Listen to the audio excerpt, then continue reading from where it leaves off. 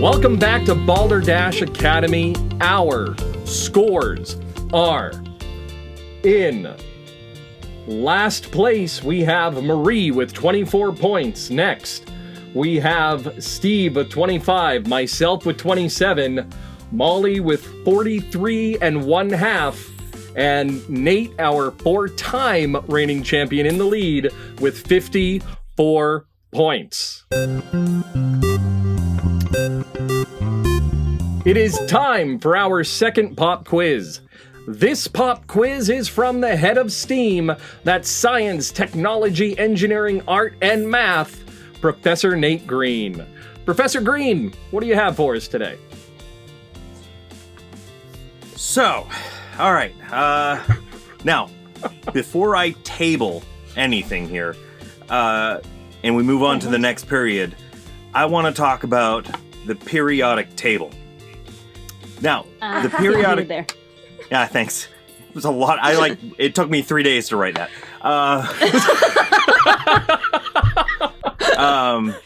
Yeah. It shows. Thanks. So the periodic table was first published or brought out into the open in 1869 by a Russian chemist, Dmitry Mendeleev, and it was published with the elements that were known at that time. Since then, we've discovered others, we've created others, and I want to talk about one of the ones that have been kind of created. What I want to do here is I want to give you the periodic chart symbol, and I want you to tell me what you think that periodic element is, and and tell me what you know about it. So the symbol is Pu. Pu. Bob, I actually would like to start with you. So Pu is very well known to be discovered in France in the 1930s. It was discovered by an anthropomorphic skunk who had a taste for the ladies. It's sexist as hell, but they seem to enjoy it. This skunk would prance around emitting the gas. That gas, it was green in color, was eventually identified as the element Putrionium. Putrionium, founded by Pepe Le Pew. You've heard of him? Yeah. I have. Oh, he's super famous in the science world. Dr. Le Pew is amazing in certain circles. Yeah. Most of them are in prison now, but still. Molly, tell us a little bit about PU. Oh, I'm so glad you called on me. PU, it was, so scientists started noticing that after people would eat Pupu Platters at their local restaurant, that they would emit a kind of hormone that is similar to serotonin, the enjoyment hormone. And so they tracked this. They did a really thorough study of a bajillion people that were fed Pupu Platters and then just kind of like not. And they tracked it, and they found out that this was a wonderful hormone that made people really happy and hungry, and it's called Pulidium. Of course. Pulidium. Okay. Pulidium. I like that. Pupu Platter. Pulidium. Now, Steve, let's go with you next. First of all, I gotta say, Professor Greene sounds like the guy you'd get weed from in high school. But Professor Greene.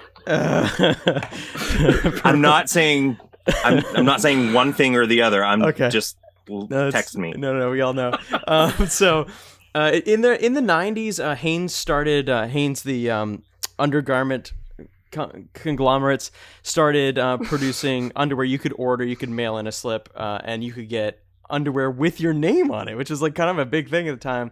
Everyone was very excited to have underwear with I never got one, but it would be nice to have, a pair of underwear that says Steve on it or whatever. It's kind of creepy to imagine the implications of why you would ever need that on your underwear. But anyway, so they noticed Hanes started really researching kind of the feedback from their customers, the people that were mailing in these slips would get asking for personalized underwear. And they were kind of noticing that this weird trend that they were turning into zombies. I don't know if you heard about this. So something was being released once you put on a pair of underwear with your name on it. It would kind of overtake your entire body, and so it became this whole new element called PU, which obviously personalized underwear. Personalized underwear. PU. PU stands for personalized underwear. Yeah, it's a literal. It stands for two literal words. I like it. Yeah, thank you. That's an element. Yep, it's an element. That's an fundamental element. It's an element to how I get dressed. Marie. PU is actually short for purine.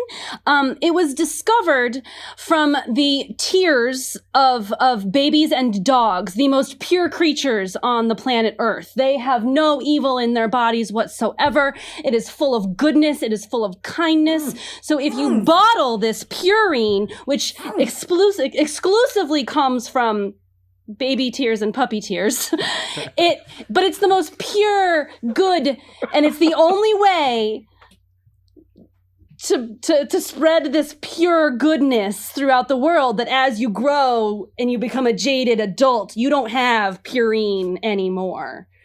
Only babies and doggos. Oh, that's sweet. Crack that open. That's the main ingredient in Purell, isn't it? Yeah. That's why it smells so good.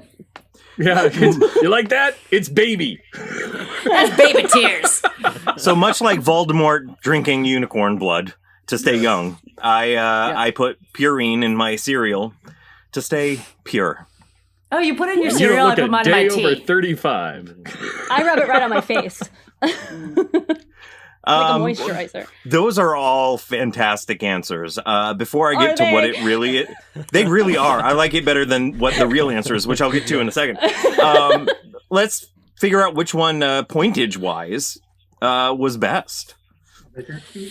I'm going to give everybody who played an even 15 points. Ooh, yes. Because that was really, really hard to...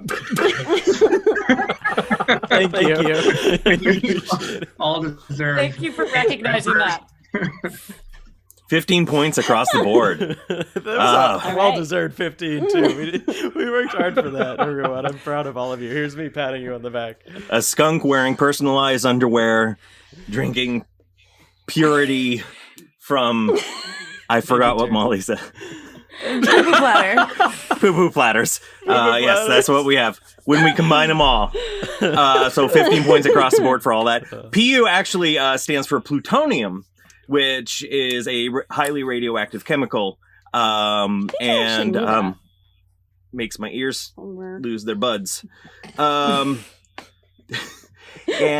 it's my favorite element, mostly because it's featured in the biographical movie Back to the Future. Oh yeah, that's the movie. That's the movie about two coworkers. Yeah, the ones who are working. One's working for the other one. Everyone knows that they work together, and one is a boss and one's an employee. We all know that. All right, Long-standing for those who are argument. wondering, Flashback. the correct answer about the story of an assistant that escapes just in time after seeing his boss die in a terrorist attack is, of course, Back to the Future. A boss is a stretch, though, Bob. That's a stretch. He works for him. They're just friends. They're weird friends that are He works for them. 30 All years right. apart. But So, This has been a Balderdash Academy flashback. comic editor's note, right? All right, so our next game is Lie, Lie Again. I will read a weird or unusual fact about a select member of the faculty. This statement can be the truth, or it can be a lie. Our visiting professors and fellow faculty members may question the subject to better understand whether or not the statement is the truth or a lie. Either way, the subject must convince us all that the statement is true, no matter how absurd it sounds. Our statement: Molly was once in an episode of Unsolved Mysteries. Isn't that right, Molly? That is absolutely correct, Bob. Wow. All right, who has our first question for Molly? What did you do What? that made you have to be found? I assume you were well- the perpetrator they were looking for. No, I actually played the victim. Oh, yeah, okay. Okay. You played the victim. So what was the mystery that needed to be solved? Whether or not Okay, she's it's from Canada. That's been solved. Right, true. Sorry. The mystery that needed to be solved is comedy gold. I played a molested child that was molested by the priest at their local church. Okay. All right. No, this is true. So we can just end it there. It was one of Comedy those gold. lighthearted laugh riot episodes. Right. okay. But I will say this: the episode aired, and he was found. Oh, awesome. How old That's were you when fantastic. you did this? Were you your age playing a child, or was this? That'd be funny. No, I think I Comedy was- gold. Comedy gold. I think I was probably about like 7 or 8, maybe 9, Okay. maybe 10. I didn't. Where was this filmed? This was filmed in Maine. So this was for the original. There he is. We found him. That's the him. culprit. For our podcast listeners, Nate has just drawn a quick policeman sketch of the perpetrator. Of the perpetrator. That's pretty spot on. But Yeah. Nate, I'm wondering how you knew what he looked like. oh no! Oh! Your great description, as witnessed in the episode that you were in, that aired in the year. Fill in the blank. What year Aired did in it the air in? year- Oh, you're asking me. Okay. Yeah. Yeah, when did it air? When did the episode air? Hold on. Let me do some quick math, which is my strong suit, we all know. Yeah. You get that with marketing, don't you? Uh-oh. It was probably like 94-ish. Okay. So it was on television, not the Netflix reboot. It was on television, and we tried to record it on VHS, but back in the day, anybody over the age of 27, back in the day, you'd have to really just sit there with the record and play button and just wait, and you go up and get a drink in the other room and you miss it. And then you you'd blow miss it. Yeah. Yeah, so I think we have a part of it, and it's somewhere. Did you get paid for this? Wow. Once again, for our podcast listeners, Nate is doing some visual comedy. That you should come watch the video. Yeah. Yeah, just watch YouTube. the video. Molly. Now, last week, Marie, I believe this was Marie's last week, she talked about shooting a national commercial in Yeah. Maine. No, And I said regional. Both you and I grilled her a lot about that because we both Yeah. know large productions in Maine don't happen that often. Why was this filmed in Maine? Why was this your scenes filmed in Maine? Because it was a Maine story. This priest was actually from somewhere up in northern Maine. I want to say Calais or something, but that's probably wrong. But it was something very rural, and so they filmed it there. And I was a child actor and model with a organization out of Augusta, and so they hired us, and I auditioned and I got the part. All right. Any other Did you get questions for paid? Molly? Mm-hmm. Was it your first paid acting gig? Mm-mm. Cool. Not first, but you did get paid. Did you get to meet Robert Stack?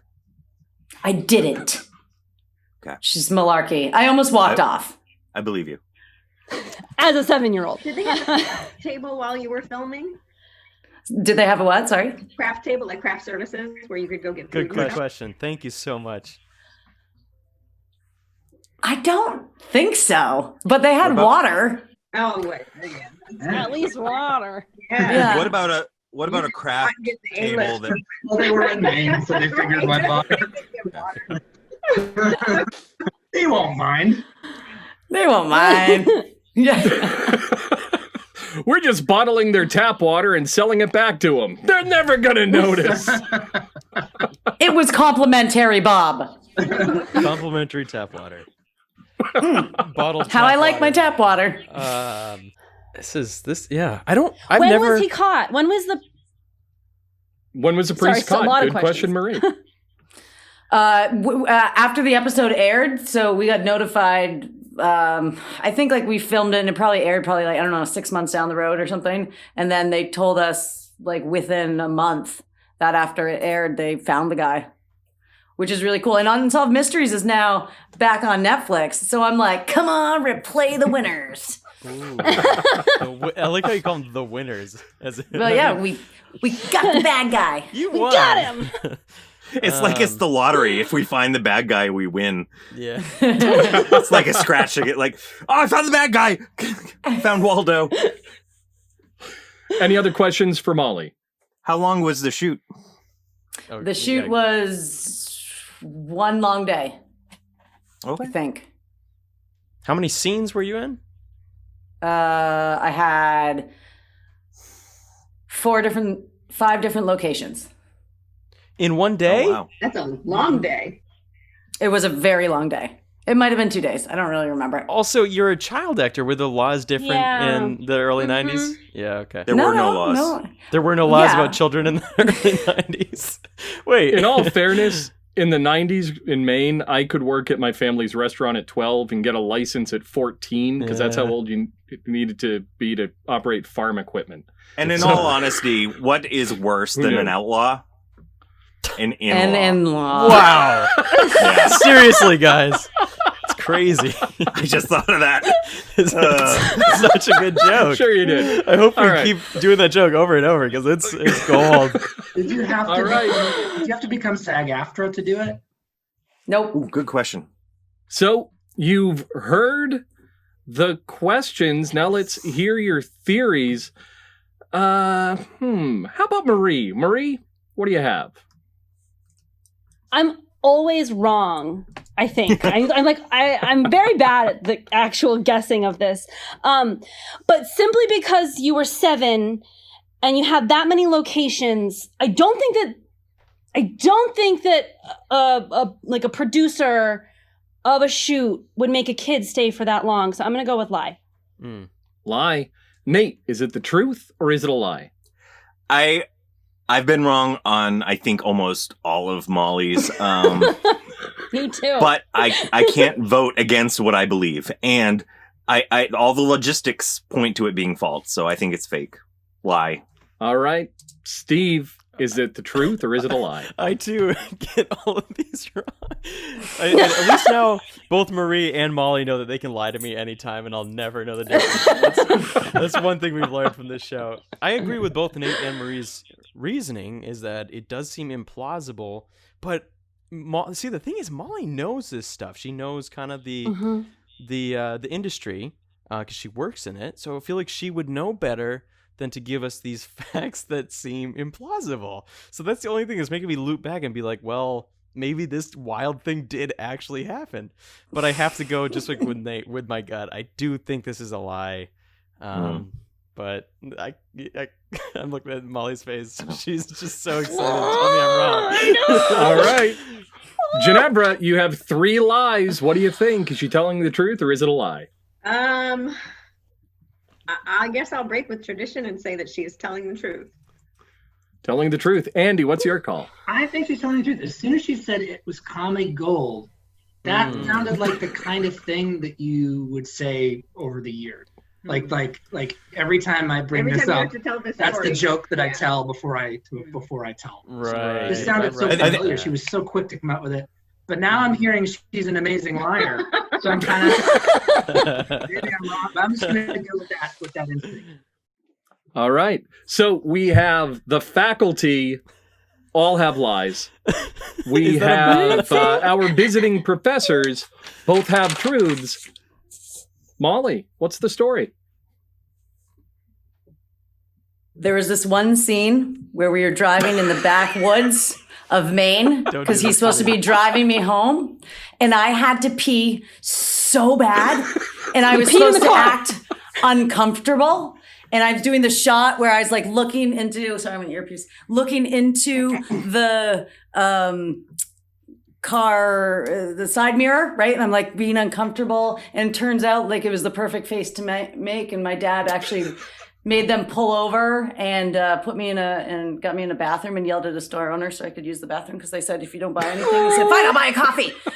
And it was actually 5 locations. It was in a car. We had to look like... That's too much for a 7-year-old. It was a very long day. I sat in a church for hours, but it was in a car. It was driving. It was in church, and it was looking out the window as he drove away very sadly and being like... And my mom being like, what's wrong? And I was like...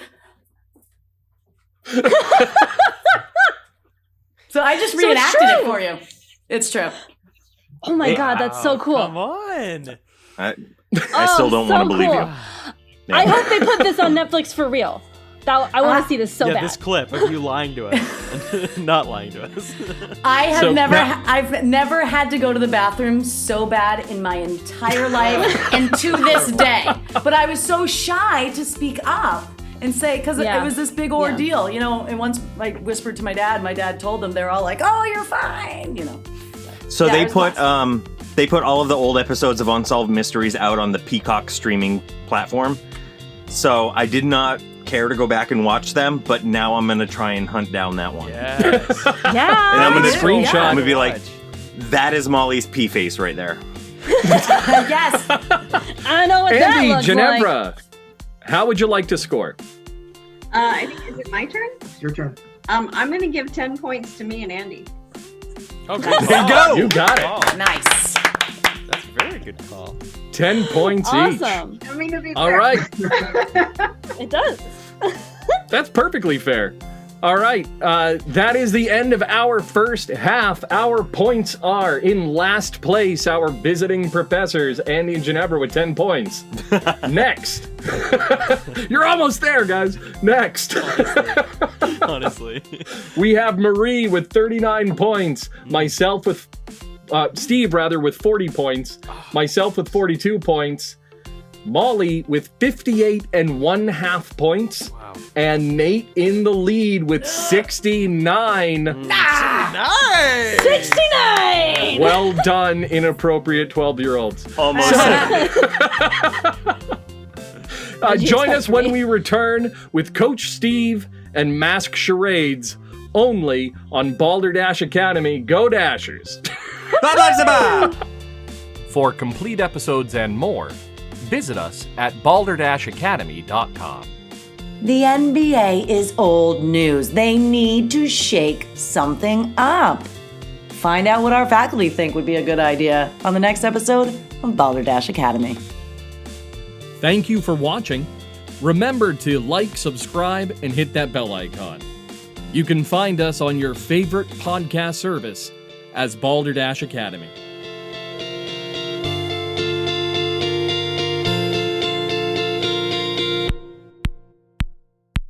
Go Dashers!